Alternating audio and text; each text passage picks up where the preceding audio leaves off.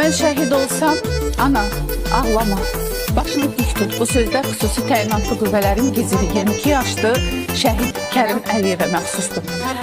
100-dən çox erməni hərbiçini öldürən qəhrəman şəhidimiz son anda düşmənə əsir düşməsin deyə əlindəki bombaranı partlatmaqla 10 erməni hərbiçini məhv edir.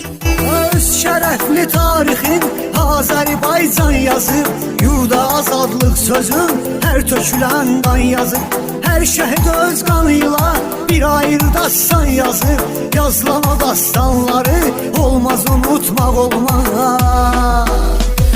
Şirləri, aslanları olmaz unutmaq olmaz. Sanın əziz sanları olmaz unutmaq olmaz. Anamız Azərbaycanın dağ çəkilib köksünə, dağ kimi oğlanları olmaz unutmaq olmaz.